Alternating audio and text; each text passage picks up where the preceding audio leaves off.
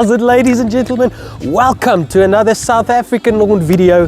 In this video, we are going to talk about this irrigation of this outside section where I've spent way too much time, way too much effort to get a nice lawn. But today we're going to talk about the irrigation of this section. Maybe not everything from start to finish, but definitely we'll talk about the pipes I'm going to use, the fittings I'm going to use, the type of heads I'm going to use, the spacing of the heads, maybe just not the connection to the actual water source. All in this video. Okay, so the first step of our planning is to actually figure out what our flow rate is. In this, we will measure how many liters of water we get per minute. Now here I will get less because it's a reduced size fitting than what I use. I use 20 mil pipes with 1 inch high pressure to the solenoids. So working with a smaller diameter fitting here, this will definitely give us a slower flow rate than we will get at our source, which is only about 3 meters from here. So let's see how much water I get per liter here. So this mark right here is about the 20 liter mark. I know when I open this thing, the paint goes up to this level here. Alright, so it took about 24 seconds to fill this bucket, 24 seconds to fill this bucket with 20 liters of water. Now what you do is you divide your 20 liters through the seconds, divide it through 24 seconds times 60, and that'll give you 60 seconds, which equates to a minute. And that works out to almost exactly 50 liters per minute from a reduced size fitting. So I, from previous experiences, know that I get 60 liters per minute on a 1 inch pipe with this pressure. Okay, so this flow rate and pressure comes as no surprise to me. Honestly speaking, I installed a bigger pump with more pressure exactly for this reason. So I've got quite a lot of pressure. You might not have as much, so don't work on my readings, do your own. But why is this important for us to figure out what our flow rate is and what our pressure is? Because this will tell us how many heads we can use per zone. Now, rule of thumb, this is just my experience. This is not, I haven't read up on this, but safely, I think you can use about 66% of your available water. So in other words, if you are putting in 3 or 4 heads, using up to 66% of your available water. Obviously, you cannot use 100% of your flow rate. Why? Because the pressure will absolutely drastically drop, and your sprinkler head will become ineffective. So even though your higher end sprinkler heads are quite adjustable, this might be one of the biggest pitfalls that you can get yourself into. One of the biggest problems you can get yourself into is putting too many heads on a single line, not factoring in the pressure drop and the amount of water that each sprinkler head will use, and ending up that your sprinklers work ineffectively. I'm going to try and explain to you what I mean by sprinklers working ineffectively. Okay, so this is on my back lawn, a rotor head that pops up here out of the grass, and this is working at full pressure. Now, as you can see, it's hoying a nice stream. Now I'm going to throttle this down a bit and show you what I mean by ineffective. Even more. That's perfect. Okay, so essentially what's going to happen is, as the pressure drops and your flow drops, your sprinkler head will lose the ability to spray. That is what you want, because now what's going to happen is you're going to have this stream that ends up on the end. All the water is going to end up there, and you're going to have almost no water in the middle section right here. So pressure at the end of the day is what will cause the water as it exits the nozzle to break up into finer droplets and water that whole arc efficiently and evenly. Okay guys, let's talk about the 2 different sprinklers that I've worked with in the past. So my back lawn where the Kentucky bluegrass is and this kikuyu on the inside are working with these rotor head geared sprayers. I don't know if you'll hear this, I'm going to put it close to the mic. And then they click like on the trip point at the back. I have found these to work a lot better for me, quite a bit more expensive. These you can pick up for roughly 60 to 70 Rand per head. These are 200 to 250 for the Rainbird 5000 series. The reason why I like them is they just don't clog up as much. I think the spring on this that pulls back the head is much stronger. This one, when it pops out, especially when you use it as an in-ground sprinkler, it pops out and then it gets stuck exactly like it's doing right here. So that is the only reason why I'm going to use the 5000 series out here, which is probably a worse option. I'll talk about that in a second for this area, given the layout of this area. Okay, so the differences between these sprinklers, these have interchangeable like heads, nozzle heads here. So you could put a lot more like technical head on it. You get that Arvan rotors, which are very nice. I'll show you one day on my putting green. I've got those installed, and they shoot quite accurately. But this one here is a spray, and it sprays basically the entire diameter or as far as you set it. Working quite well. That's what I used here for a few years. Unfortunately, they're a little bit flimsy. The build quality on the Rainbird 5000 series, in my opinion, is a lot better. The body itself feels a lot stronger. So I would have probably had a lot better success had I put it here and the cars driving over them.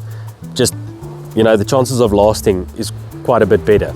Talking about this one's biggest downfall, getting stuck on the outside, especially if you use it as an in-ground sprinkler. So the sand and the mud and whatever will clog up against the edges there, and it will get stuck outside. So obviously this you'll put to the soil level, and this thing will get stuck up above the lawn. You'll have to step on it to get it back in, or if you don't see it, you might run into it accidentally with your lawnmower or whatever.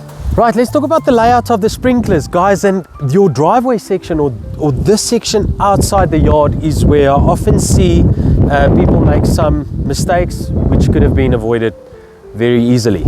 Quite a difficult area to work with. This area of mine is 33 meters long, and from the road to there 3.21 meters. So I've got exactly 3 meters that I need to irrigate here, from the back of this wall to that wall right there. And why is that difficult? Because having a sprayer spray 10 meters, it will obviously spray up against the wall and losing roughly 4 meters of spray ability. So you could sit with quite an uneven irrigation pattern. The biggest mistake I see people make is they put the sprinkler heads on the wall side, spraying towards the road. Now that's even worse, because it oversprays into the road, and that water is simply running down the street and you're not even being able to use it. So talking about ineffectively irrigating, that is probably the worst case scenario, is overspraying into the street and losing the water altogether. Okay guys, so very simply my layout is I'm going to start with a sprinkler right here in this corner, going with 5 or 6 sprinklers all the way down to the very other end, stopping in the corner. Okay, now I'm intending to put a garden bed on the wall side right there, so the overspray is not going to be too big of an issue, or the parts which sprays against the wall, because that water that runs down the wall will run into a garden bed and hopefully not wash away my grass seed. The other quite obvious thing I can tell you is the sprinkler that's in the corner right here will only spray half the diameter. It will spray on a 90-degree angle, whereas the ones in the middle will spray 180-degree angles. So for me to water evenly, I will have to insert a nozzle that delivers half the water that the other heads deliver. Why? Because it's spraying that area almost exactly double the amount of times. All right, so now I'm going to feed my irrigation pipe through here. Hopefully it'll go through quite easily. It's a low density pipe, so it's a little bit softer than the high pressure pipe here. Ooh. Feels quite good. I think we might just be through. I don't see anything yet, so you guys just shout when you see anything. I'm gonna keep pushing from this side.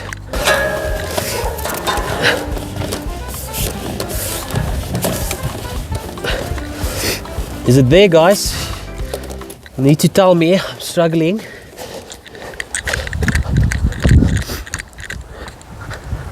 Yeah, there you guys also say just nothing, eh? This thing has been here for 10 minutes. Still fonteinse mense die. Okay, so me and Jomo is going to dig the hole now for the irrigation line, which is going to have the low density pipe for the sprinkler heads. We're going to start there on the corner where it came out of the pipe. Then we're just going to run it all the way to this first corner and go from straight across the length of this wall to the end there.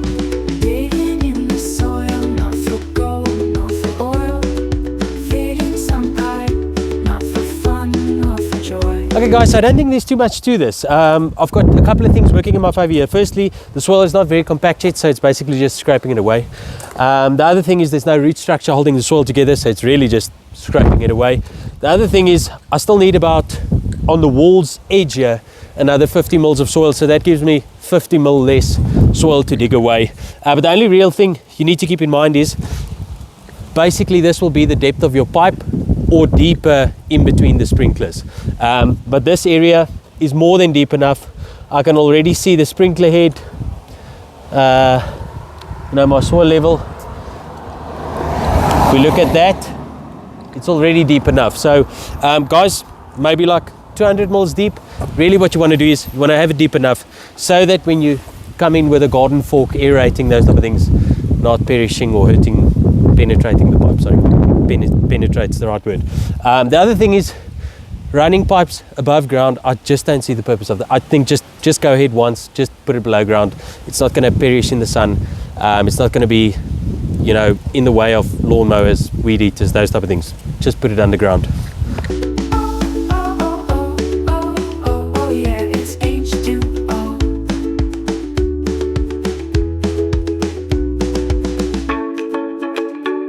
Looking at this, I really must accept the fact that there's no I in team, but I am literally of no use here.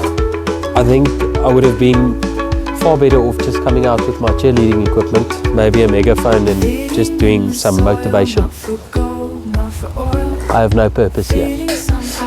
And we've done it, guys. There's the last bit that we're doing.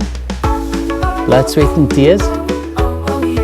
Getting there, getting it done. Now, Irons, so I've done from there to there where the spade is, and Jomo has just done from there where the spade is, all the way there.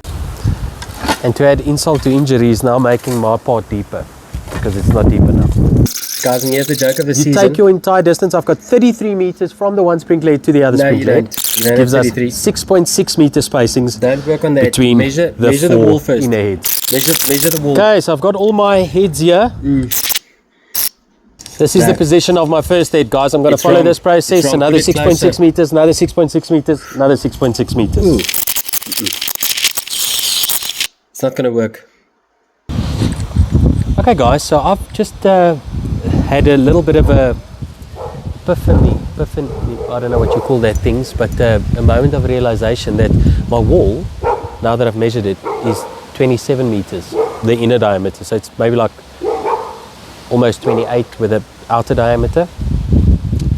Makes a difference. All right, so I've just done a whole series of calculations and I've done them all wrong because I worked on 32 meters or 33 meters actually, and my wall is only 27 meters on the inner diameter. So what we're going to do is we're going to have one sprinkler head on this end at 0 and one at exactly 0 from the other side, 27 meters. Okay, what that means is we're left with a 27 meter inner diameter where I will add, I've only got 5 heads, so I'm going to borrow one Hunter that I've had lying around. So I'm going to use 5 Rainbird sprinklers, 1 Hunter sprinkler, 6 in total, 4 on the inner diameter. How do we work that out? We've got 27 meters, divide by 5. Even though we're going to use 6 heads. Why is that? Because we've got, from this end, we're going to have our number 1. Then we're going to have 5 in the inner diameter. We're not really going to account for the last one.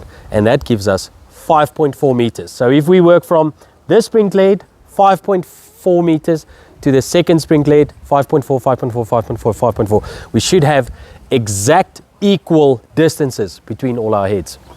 Okay guys, so I've got them exactly laid out. One on the end there, 5.4 meters to this one, 5.4 to this one, 5.4 to this one, 5.4 to this one, and in my last one, 5.4 to this corner right here. Okay guys, I'm not going to show this for every single one, but the fittings I'm using are these ones right here. So you get different diameters. This is a 20 millimeter full flow fitting, and basically what it's got like a sharp lip on the inside. So as you push in the pipe, it kind of grips as it comes out. The reason why I like this is as the pipe builds up pressure, kind of expands into this fitting, and I don't want to say it never pops out, but it's normally quite strong.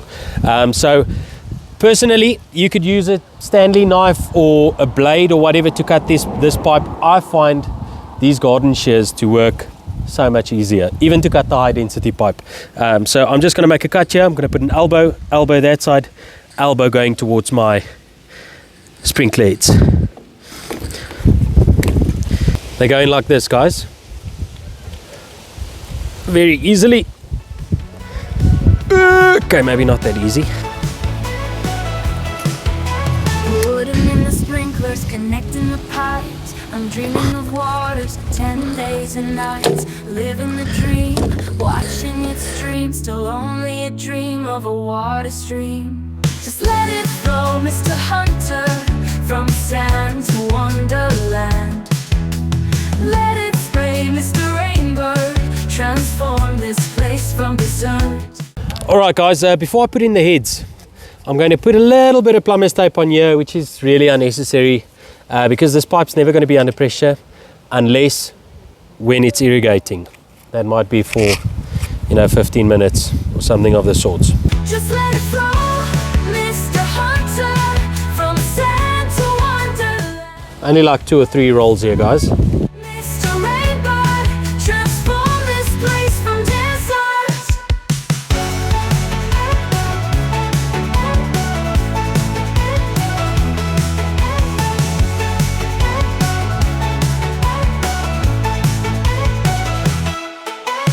Putting in the sprinklers, connecting the pipes. I'm dreaming of waters, 10 days and nights. Alright guys, so that is all done. The pipe is in. Let me just show you what I've done. Okay, so the pipe is in the trench.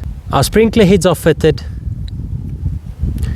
Now before we backfill, we must just make sure they're all up against the wall where I want them, to the correct level, because this wall edge will also be my soil level. So I want this edge to be almost exactly soil level so that when I mow, I don't mow into this head. Guys, I'm going to hook this up to a water source, not the solenoids yet. I have not installed that yet, just to run the pipes clean before I insert any nozzles or whatever. Hopefully if there's any small debris like the dirt, because the bare pipe was lying in the soil just now, or small stones, hopefully not, I can blow that out before that gets stuck in a nozzle. I'm going to turn it on and see what happens. So I will obviously clear the line now, and the other thing I will see now is if there's any obvious leaks.